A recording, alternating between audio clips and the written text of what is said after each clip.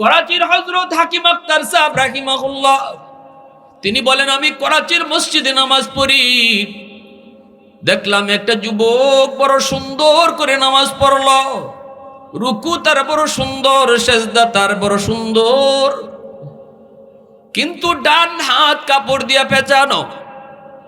আমি যুবককে বললাম, যুবক এত সুন্দর করে নামাজ পড়েছো, কিন্তু ডান হাতটা কাপড় দিয়ে পেঁচায় রাখছো কেন? যুবক, হুজুর আমার হাতের মধ্যে পচা দুর্গন্ধ বের হয় এবং এই পচা শুধু উপরের দিকে উঠতেছে। আল্লাহর ওলি কয়, যুবক তুমি ডাক্তারকে দেখাও নাই? কয় ডাক্তার দেখাইছি হুজুর, কোন ডাক্তার আমার রোগ ধরতে পারে না, ঔষধ দেয় কিন্তু রোগ ভালো হয় না, উপরের দিকে খালি উঠে। ডাক্তার কয় আমরা রোগ ধরতে পারি নাই। আল্লাহর ওলি কয় কেন রোগ ধরতে পারে না? যুবক তখন কান্না শুরু করে দিছে, কান্দের কয়, হুজুর ডাক্তার আমার রোগ ধরতে পারে নাই গো, কিন্তু আমি আমার রোগ ধরে ফেলেছি। আমার রোগ হলো আসমানে, চিকিৎসা চলছে জমিনে। আগুন লাগছে শেরপুর, পানি দেয় ফরিদপুর, যেমন জীবনে আগুন নিভবে না। আমার রোগ হলো আসমানে, চিকিৎসা জমিনে। এই রোগও কোনোদিন ভালো হবে না। এই বইলে যুবক কান্দে আর কো, হুজুর আমি আমার মার গর্ভে একমাত্র সন্তান, জন্মের কিছুদিন পরে আব্বা মারা গেছেন। আমার নানা নানি মামা মামি মাকে অন্যত্র নিয়ে যেতে বিয়ে দিতে চেয়েছে, কিন্তু মা কইছে না বাবা আমি আর কোথাও বিয়ে বসবো না। আল্লাহ আমার একটা মানিক দিছে, আমার সন্তানের চেহারা দেখে জীবন যৌবন কাটায় দিব। আমি আর দ্বিতীয় বিয়ে বসবো না, স্বামীর বাড়িতে স্বামীর ভিটাতে আমি কাটায় দিব জীবন।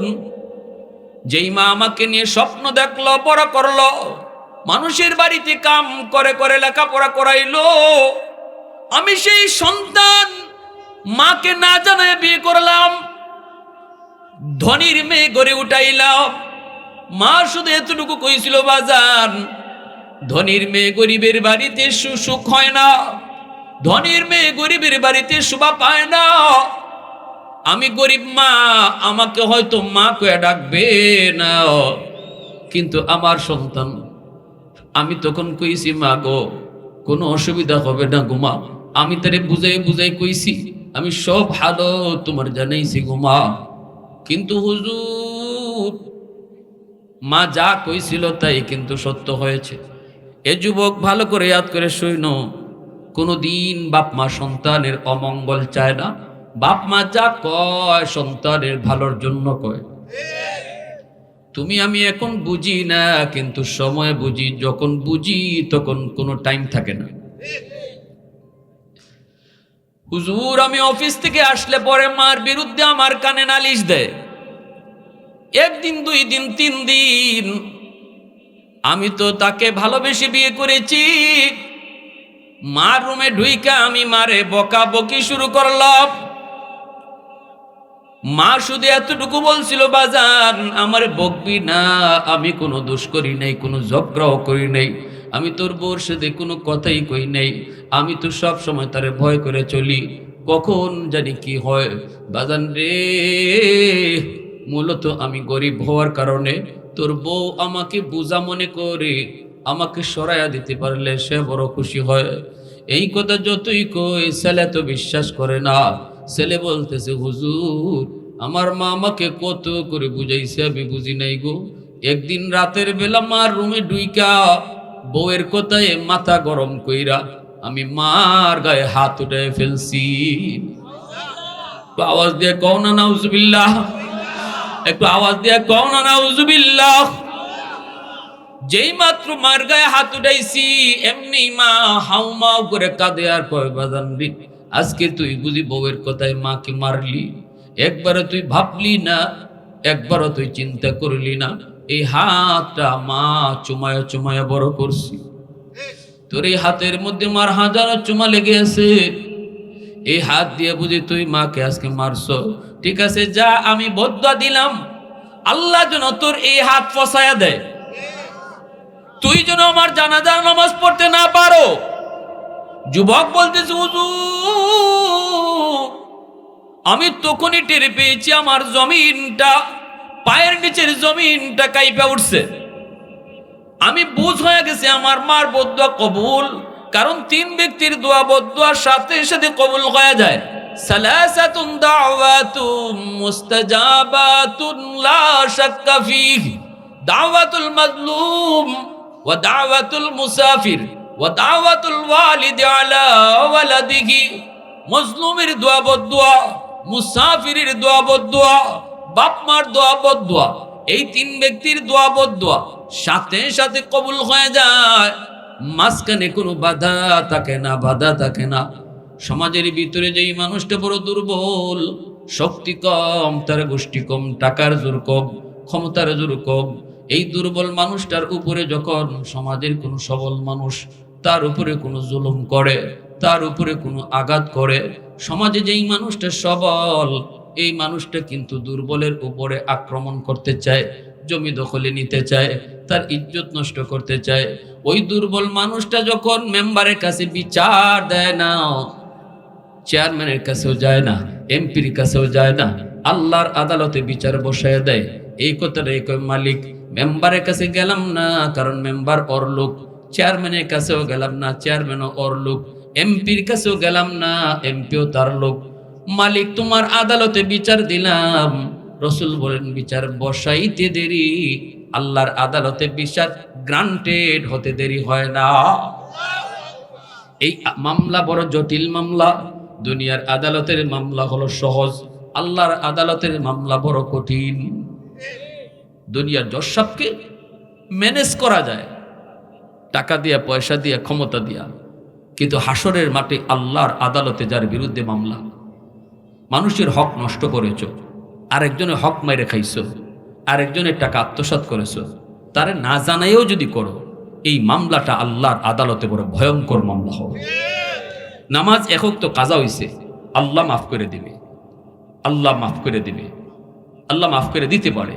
কিন্তু আমি যদি কোনো মানুষকে কষ্ট দিয়ে থাকি, মানুষের কোনো হক নষ্ট করে থাকি, এই বিষয়ে আল্লাহ বলবে আমি কিছু জানি না, তার কাছ থেকে মামলা ডিসমিস করো। তোমার নামাজ, তোমার রোজা, তোমার হজ, তোমার যাকাত, সব কিছু আমি আল্লাহ আটক রাখলাম, আগে মামলা ডিসমিস করো, তারপরে নামাজ লিয়া জান্নাতে যাও। বলেন সেদিন কোনো উপায় আছে? আমার পক্ষে দাঁড়াবার কেউ আছে?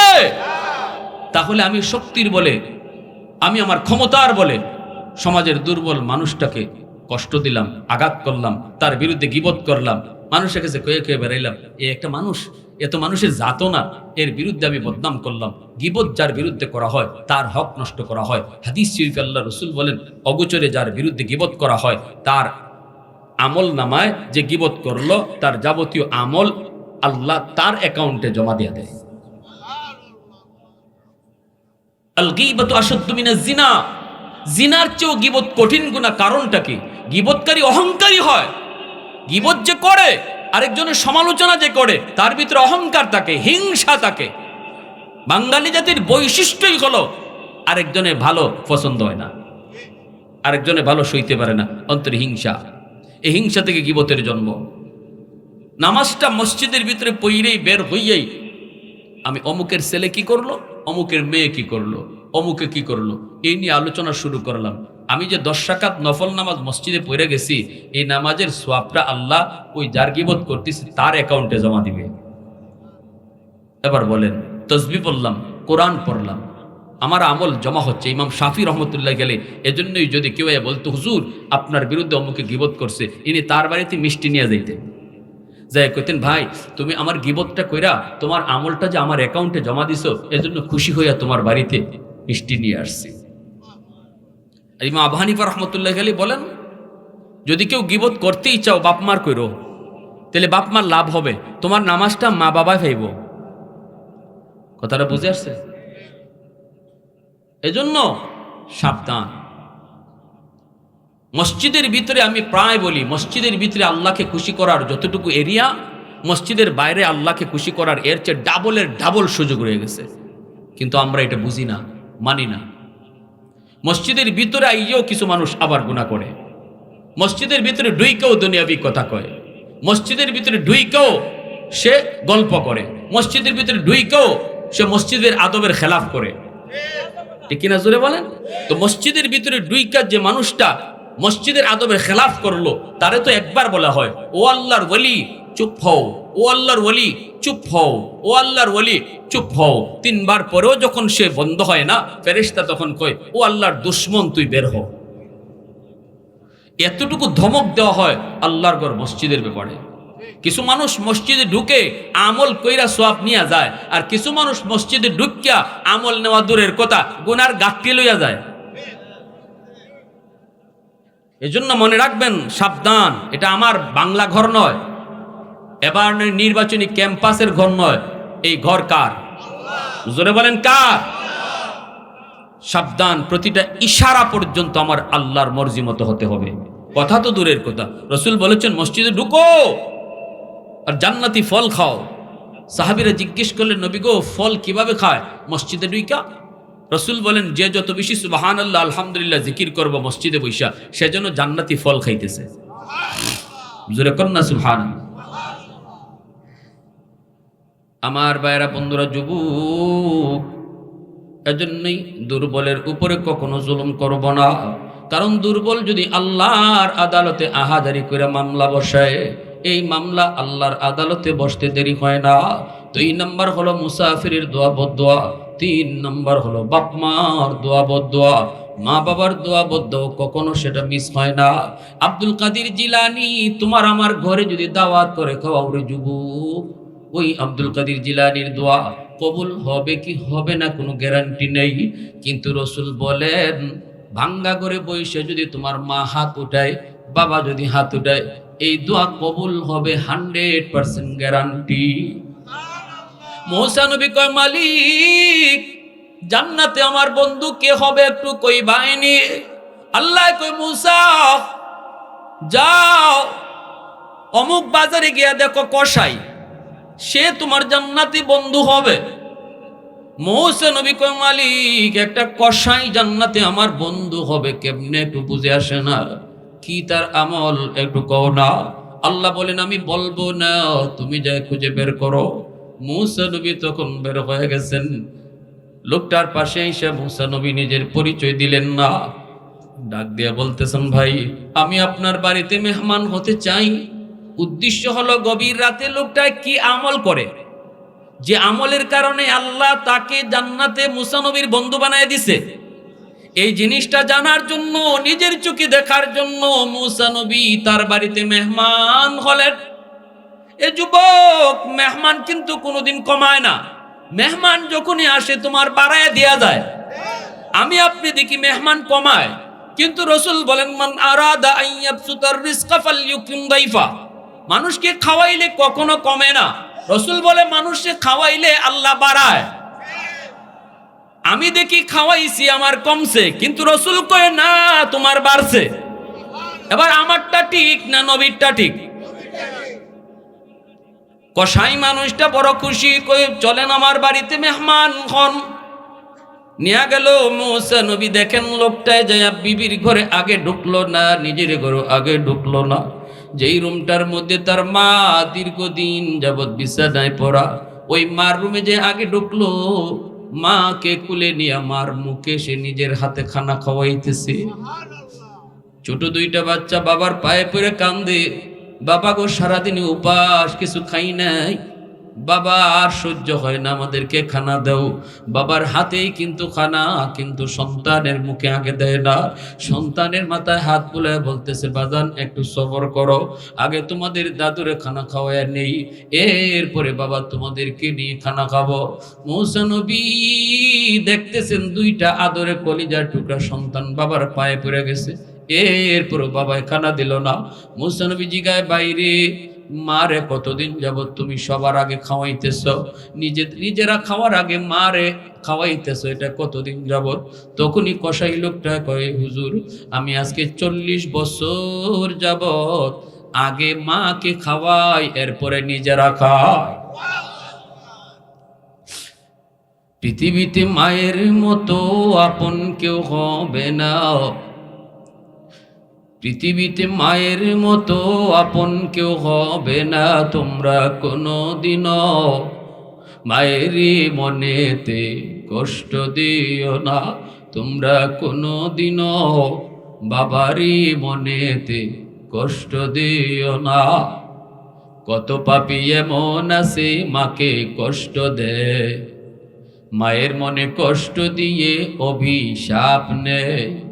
মায়ের মনে কষ্ট দিলে খোদা যে সহে না, মায়ের মনে কষ্ট দিলে খোদা যে সহে না। তোমরা কোনো দিনও মায়েরই মনেতে কষ্ট দিও না, তোমরা কোনো দিনও মায়েরই মনেতে কষ্ট দিও না। মুসা নবী কই ভাই তোমার মা বীর করে কি যেন দোয়া করলো বুঝি নাই। লোকটায় কয় আমার আম্মা সব সময় দুইটা দোয়া করে, একটা দোয়া দুনিয়াতে কবুল হয়ে গেছে আমি পেয়ে গেছি, আরেকটা দোয়া করে আখেরাতে, কিন্তু এটা কেমনে সম্ভব আমার বুঝে আসে না। মুসা নবী বলতেছে কি সেই দোয়া একটু কয় মা একটা দোয়া করে মালিক দুনিয়াতে আমার সন্তানরে কখনো তুমি অভাবে ফেলায়ও না। এই দোয়া কবুল হয়ে গেছে, আল্লাহ আমারে অভাবে রাখে নাই, আমি কোনো অভাব টের পাই না। আরেকটা দোয়া করে মা ও মালিক জান্নাতে মুসা নবীর বন্ধু বানায় দিও আমার সন্তানরে। কিন্তু আমি দোয়াটা কেমনে কবুল হবে আমার বুঝে আসে না ভাই, মা এটা কেমন দোয়া করে কেমন দোয়া করে।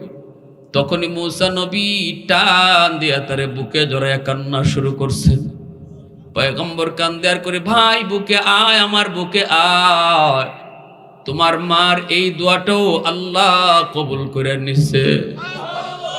আমি বনি ইসরাইলের পয়গম্বর, আমি আল্লাহকে জিজ্ঞেস করেছিলাম মালিক একটু কও না জান্নাতে আমার বন্ধু কে হবে। আল্লাহ তোমার ঠিকানায় আমাকে পাঠায় দিছে। আমি আল্লাহর কাছে জানতে চেয়েছিলাম কোন আমলের কারণে, আল্লাহ বলে তুমি যে আমল বের করো। আমি তো মনে করেছি গভীর রাতের কোনো আমল, কিন্তু এখন আমল পেয়ে গেছি রে ভাই। আমলটা হলো তোমার মার দোয়া। তোমার মার দোয়ার কারণে আল্লাহ তোমাকে জান্নাতে আমার বন্ধু বানায় দিছে। এজন্য আল্লাহ রসুল বলেন জাননি বাপ মার দোয়া বদুয়া দুটো আল্লাহর দরবারে কবুল হয়ে যায়, কবুল। ওইদিকে ওই যুবক বলতেছে হুজুর আমি তো আমার মার গায়ে হাত উঠাইছি, মার সাথে সাথে ডাক দিয়া বলতেছে তোর হাত যেন ফচ্চা যায়, তুই যেন আমার জানাজার নামাজ পড়তে না পারো। হুজুর কিছুদিন পরে আমি অফিস থেকে খবর পেলাম মা মারা গেছে, জানাজা পড়ার জন্য আমি গ্রামে আসতে চাইমু, কিন্তু রাস্তাঘাটে এত সমস্যা হয়েছে, অনেক দেরি হয়ে গেছে গ্রামে পৌঁছতে। এলাকার মানুষজন আমাকে ছাড়াই মার জানাজা পড়ে ফেলেছে। আমি বলেছি ভাই তোমাদের কোনো দোষ নাই, এটা আমার মার বদদোয়া।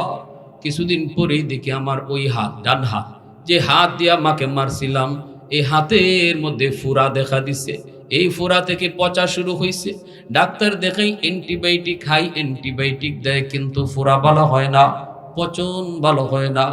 উপরের দিকে শুধু উঠে পুরা হাত পুরা নিয়ে যাইতেছে পচায়া।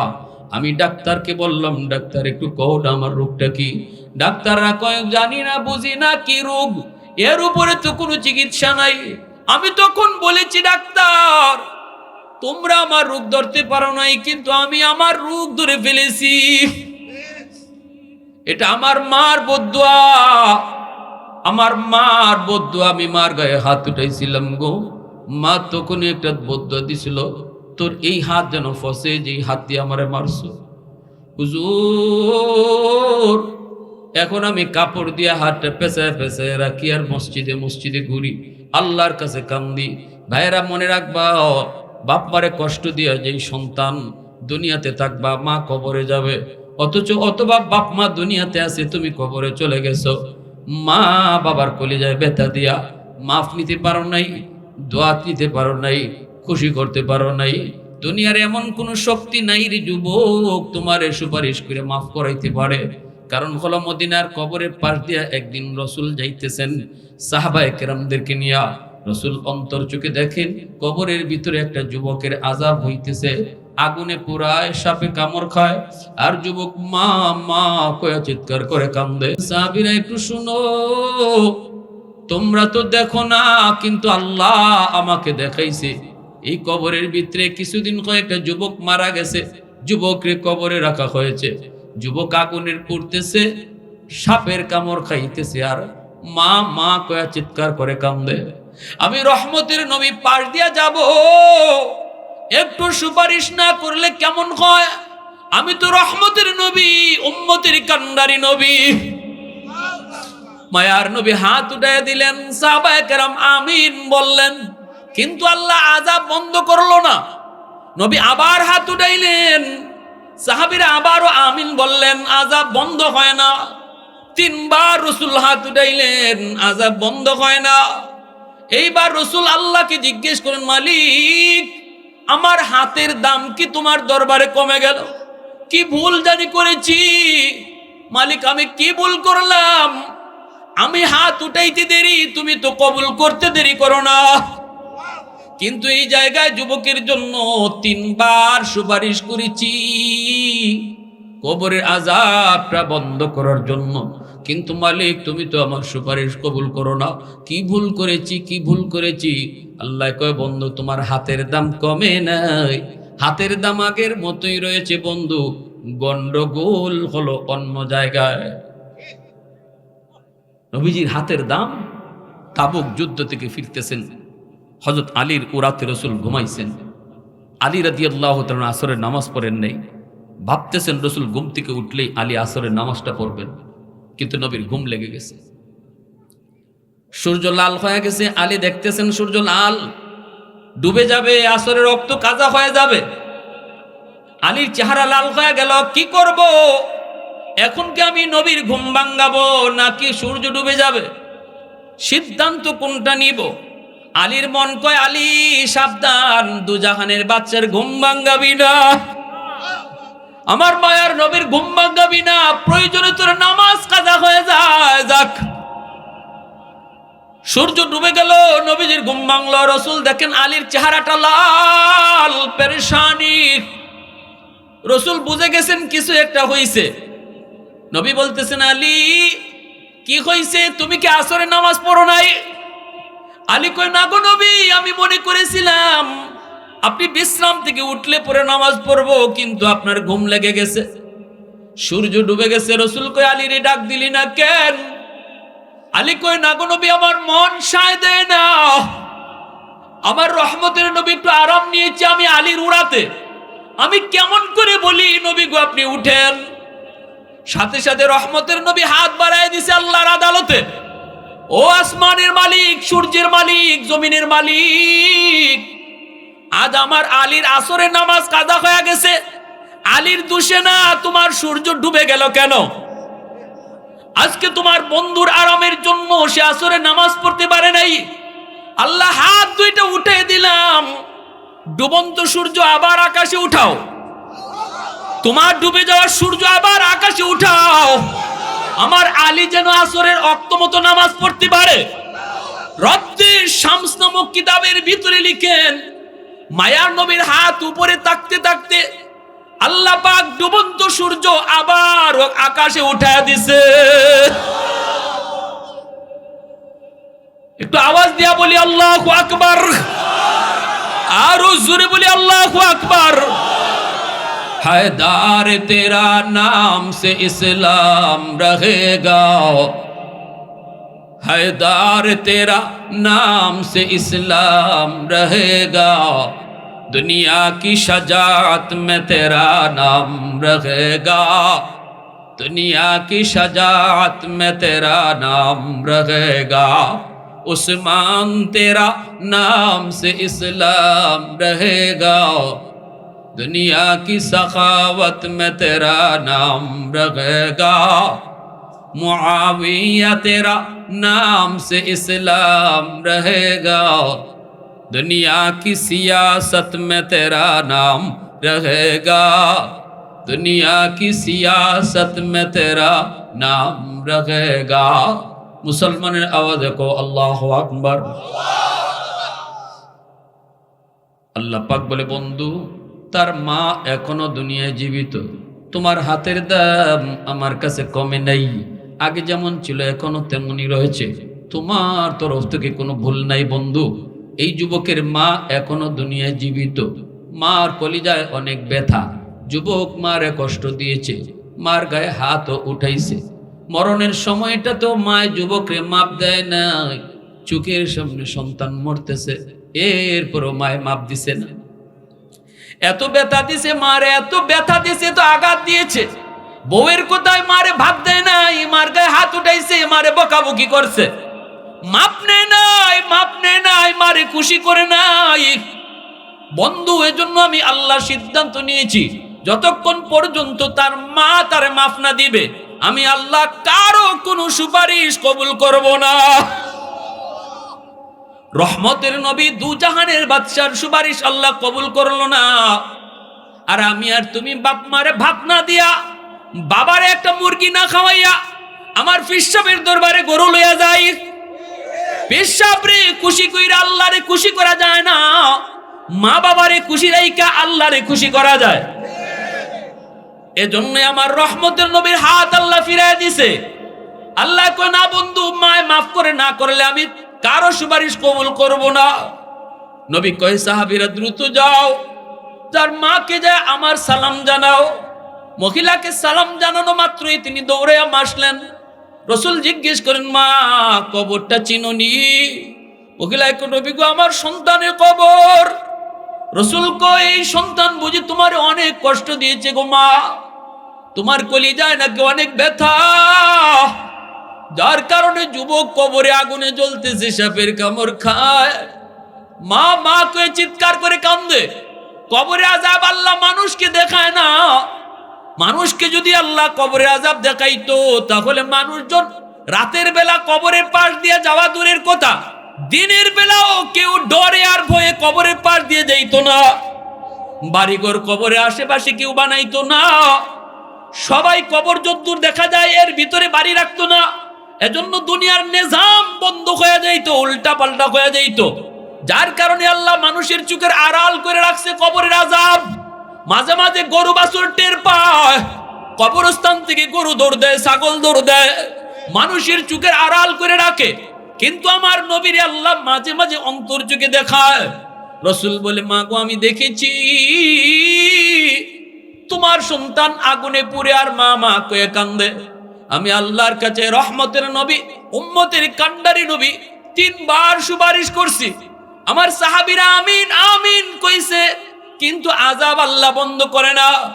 আল্লাহ আমারে সাফ সাফ জানায় দিছে, গো মা তুমি যদি মাফ না করো আল্লাহ তার আযাব বন্ধ করবে না। এই কথা বইলেই রহমতের নবী মার দিকে তাকায়, নবী নিজেও কান্দে। মা গো একটু মাফ করে দাও, 10 মাস 10 দিন তো তুমি তারে পেটে রাখছো, সন্তান কলিজায় লাথি মারছে, এরপরও কোনোদিন বাবার কাছে নালিশ করো নাই, একদিনও কও নাই তোমার সন্তানে আমার কলিজায় লাথি মারছে, ঘুম ভাঙিয়ে দিছে, খানা তোমার বন্ধ করে দিছে, সহ্য করেছো, এই সন্তানের জন্যই তো এত কিছু করছো। আজকে সন্তান কবরে আগুনে জ্বলে, আমি নবী দেখতেছি, মা গো একটু মাফ করো, তুমি মাফ না করলে আযাব বন্ধ হবে না। মহিলাটা মাথাটা নিচের দিকে দিয়ে দিছে, নবীর কথায় কোনো জবাব দেয় না। আল্লাহ নবী যতই সুপারিশ করে মহিলা জবাব দেয় না, মা জবাব দেয় না। এরপরে মা মুখটা উঠাইছে, চোখের পানিটা মুছে আর কয়, নবী গো আমার পিঠটা কি আপনার একটু দেখাই, মুখ এখনো পিঠে অনেক মাইরের দাগ, আমি এর মাফ করবো না গো নবী, মাফ করবো না, আমি এর মাফ করবো না। মায়ার নবী দয়ার নবীর চোখ দিয়ে পানি ঝরে, মার কান্না দেখে রসুল নিজেও কাঁদে। নবী কাঁদে আর কয়, উম্মত জন্মের আগে আমি রসুল বাবা হারাইছি, আব্বু ডাকের ভিতরে কত মজা আমি রসুল তা জানি না। বোঝ হওয়ার পর মা হারাইছি, মার খেদমত করার সুযোগ পাই নাই। আজকে তোমরা বুঝি মার সাথে আচরণ করো, বাবার সাথে আচরণ করো, চোখ লাল করে কথা কও, ধমক দিয়ে কথা কও, যেখানে আমার আল্লাহ কইছে ওয়াবিল ওয়ালিদাইনি ইহসানা, মার সাথে ভালো আচরণ করো, বাবার সাথে উত্তম আচরণ করো। বৃদ্ধ বয়সে আহ উহ মুখ থেকে বের করায়ও না, ধমক দিয়া কথা কইও না, নরম নরম ভাষায় বাপ মার সাথে কথা কও। আল্লাহ পাক কয় বান্দা ওয়াবিল ওয়ালিদাইনি ইহসানা, এতটুকু বইলে আমি শেষ দিতে পারতাম।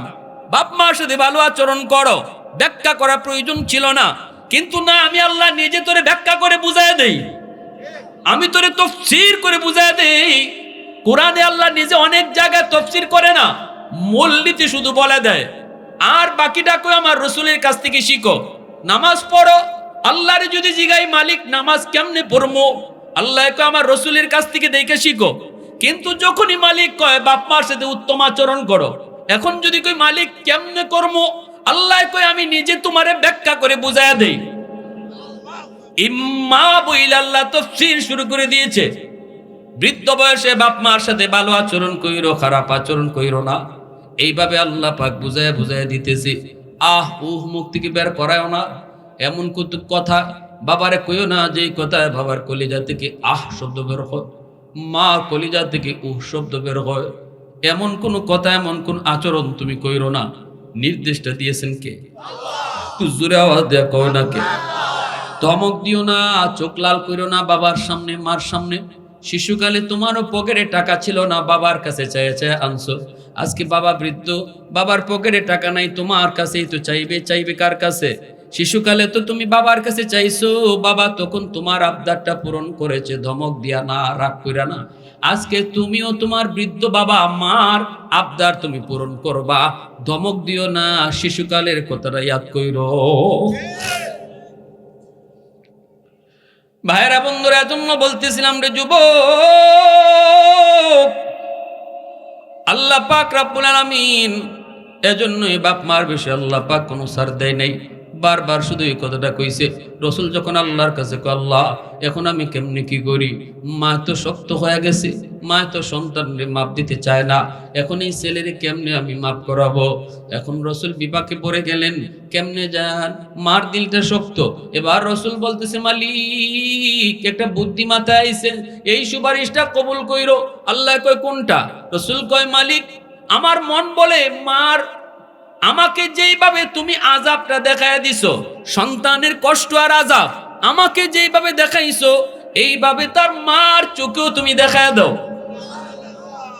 কারণ আমি রসুলের মন বলে মা যদি নিজের চোখে সন্তানের কষ্ট দেখে, তাহলে মার দিলটা নরম হয়ে যাবে। কারণ তখনই সন্তানের চেহারাটা নজরে পড়বে, তখনই দিলটা নরম হবে। আল্লাহকে বন্ধু তোমার এই সুপারিশটা আমি কবুল করলাম। আযাবের দৃশ্য এখন রসুলের সামনে আল্লাহ যেভাবে তুইলা ধরছে, এইভাবে মার চোখের সামনে আল্লাহ তুইলা ধরছে। যেই মাত্র মা নিজে দেখতে পেল সন্তানের আযাব, সাথে সাথে মার কলিজা কামড় দিয়ে উঠছে। চিল্লানি দিয়া কয় নবী গো,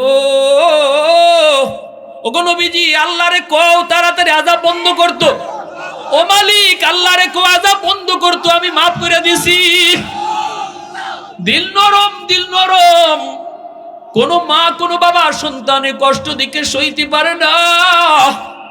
সন্তান যত বড়ই হোক বাপ মার কাছে ছোটই থাকে, কোনদিন সন্তান বড় হয় না রে যুবক।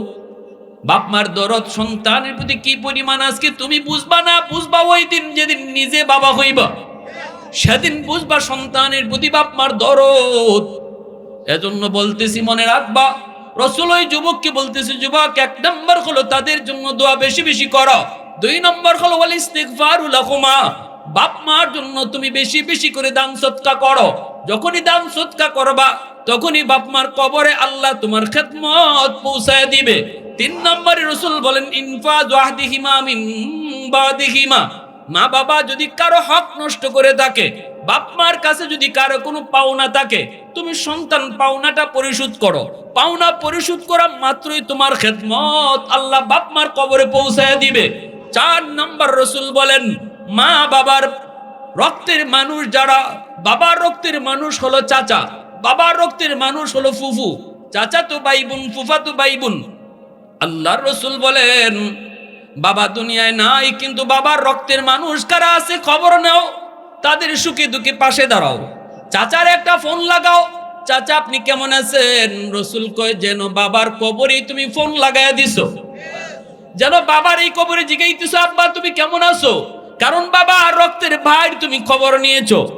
মা দুনিয়াতে নাই, কিন্তু মার রক্তের মানুষ কারা কারা আছে খবর নাও। মার রক্তের মানুষ হলো নানা নানি, মামা মামি, খালা খালু, তাদের খবর নাও। মামা তো ভাই বোন, খালা তো ভাই বোন। মার বাড়ির মানুষ পাইলে পরে মার মতো শ্রদ্ধা করো। নানার খবর নাও, নানির খবর নাও। ফোনটা দিয়ে খালারে জিজ্ঞেস করো, খালা তুমি কেমন আছো? রসুল কয় যেন মার কবরে তুমি ফোন লাগায় কইতেছো মা তুমি কেমন আছো। 5 নম্বরে রসুল বলেন ইকরামু সাদিকিহিমা মিন বাদিহিমা। বাপ মা দুনিয়াতে নাই, কিন্তু মা বাবার বন্ধু বান্ধব কারা আছে দেখো। বাপ মার বয়সের কোন মানুষ পাইলে পড়ে বাবার মতো শ্রদ্ধা কইরো। বাবা যাদের সাথে চলতো তাদেরকে বাবার মতো শ্রদ্ধা কইরো। সালাম কালাম দিয়া কও চাচা। আব্বা থাকলে আপনি আমাদের বাড়িতে কত আসতেন, আজকে বাবা নাই বিদায় আপনারাও দেখি না।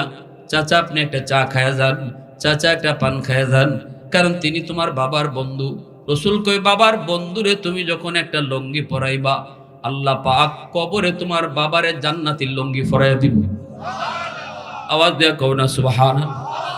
এজন্যই তো আল্লাহর নবী আম্মাজান আয়েশা সিদ্দিকা রাদিয়াল্লাহু তাআলা আনহাকে নিয়া অনেকগুলি রুটির খাঞ্চা নিয়ে রসুল বইছেন। রসুলের মুখ দিয়ে রুটি যায় না, কান্দেন। আম্মাজান কই নবী গো কাঁদেন কেন গো নবী? রসুল কাদের কয় আয়েশা তোমরা হলো আমার সুখের দিনের স্ত্রী, আর আমার খাদিজা ছিল আমার দুঃখের দিনের স্ত্রী। আমার খাদিজার সামনে একদিনও আমি এতগুলি রুটি নিয়ে হাজির হতে পারি নাই, আজকে তোমার সামনে যতগুলি রুটি। ও আয়েশা কেমনে আমার পেটে যাবে, গলায় যাবে, একটা রুটি আমার খাদিজারে দিয়ে আসো। আম্মাজান আয়েশা বলেন নবী গো আপনার খাদিজা তো কবরে, রুটি খাওয়াইবো কেমনে? রসুল বলেন আয়েশা জানো না তুমি আমার খাদিজার বান্ধবী নাফিসা এখনো দুনিয়ায় জীবিত, নাফিসারের একটা রুটি খাওয়াও, আমার খাদিজারে রুটি খাওয়ানো হইব। এজন্য বলি যুবক, বাবার বয়সের মানুষের সাথে বেয়াদবি কইরো না। বাবা কবরে কষ্ট পায়, বাবার বয়সের মানুষকে শ্রদ্ধা করো। বাবাকে কবরে শ্রদ্ধা করা হয়। মার বয়সের মহিলা দেখলে পরে মার মতো শ্রদ্ধা করো, মার নজরে দেখো, বেয়াদবি কইরো না। মা কবরে কষ্ট পায়, আর যদি মার বয়সের মহিলাকে শ্রদ্ধা করো, সম্মান করো, মার খেদমত কবরে পৌঁছে যায়। রসুল এই 5টা আমলের কথা বলছেন ওই যুবক রসুলের কাছ থেকে 5টা আমল নিয়ে গেছে। অতএব আজকে আমাদেরও যাদের মা নাই, যাদের বাবা নাই, আমরাও যদি 5টা আমল করি, মন গড়া কোনো আমল নয়। মুর্তেকানের জন্য আমল কি করব? কয় মন গড়া নয়, বাবার কাছে কারো ফাওনা থাকলে ফাওনা পরিশোধ করো। বাবা আরেকজনের জমি দখল করে ফেলছে, এই জমি তুমি সন্তান ভোগ করতেছ, বাবা তোমার উপরে মায়া করে জমিটা দখল করে নিছিল, আজকে এই কারণে বাবার কবরে আগুন জ্বলতেছে। তুমি যদি বাবার কবরে আগুন নেবাইতে চাও, তাড়াতাড়ি জমিটা যার তারে ফেরত দাও। এই আগুন যদি নেবাইতে চাও, বাবা তোমার ফুফুদের সম্পদ দেয় নাই দাদা মরার পরে, ভাইয়ে বইনের হক সব বুক করে খাইছে, অথচ এটা সম্পূর্ণ হারাম। আওয়াজ আসতে কেন জোরে বলেন? ভাই বোনের হক নির্ণয় করে দিয়েছেন কে? ভাগ করে দিয়েছেন কে? বন্ড করে দিয়েছেন কে? এখানে চেয়ারম্যানের কোনো হস্তক্ষেপের কোনো সুযোগ নাই, এটা আল্লাহর আইন। কিন্তু তুমি ভাই বোনের সম্পদ দখল করে খাইতেছো, আর বোনদেরকে বলছো তোরা বেড়াইতে আসবি না, তোরা আসবি না, সম্পদ নিলে বেড়াইতে আসবি কি করে? এই ধরনের কথা কইয়া ভয় লাগাইয়া বোনদের সম্পদ তুমি দিলা না, ভোগ করতেছো। মনে রাখো মরতে দেরি, কবরে আগুন জ্বলতে দেরি নেই। তোমার সন্তান যদি ওই সম্পদ তার ফুফুদেরকে ফেরত না দেয়, ফুফাতো ভাই বোনকে ফেরত না দেয়, কবরে আগুন কোনোদিন নিববে না। আর আপনাদেরকে বলতেছি, এইটুকু হক ফেরত না দিয়া বাবার নামে 10টা গরু জবাই কইরা এলাকার সব মানুষকে খাওয়াইবেন, জিয়াফত করবেন, আগুন নিববে না। হাতি জমা কইরা খাওয়াইলেও আগুন নিববে না। যদি বাবা কারো হক নষ্ট করে থাকে, বাবার কাছে যদি কারো কোনো ফাওনা থাকে, ফাওনা পরিশোধ করে, এটা আমার রসুলের কথা। ইনফাজ আহদিহিমা মিন বাদিহিমা, ইনফাজ আহদিহিমা মিন বাদিহিমা। বাপমার কবরে আগুন নেবাইতে চাও, তুমি যদি জানো বাবার দ্বারা কোনো অন্যায় হয়েছে, বাবার দ্বারা কারো হক নষ্ট হয়েছে, দ্রুত হকটা ফিরাও, নতুবা বাবার কবরে আগুন নিববে না।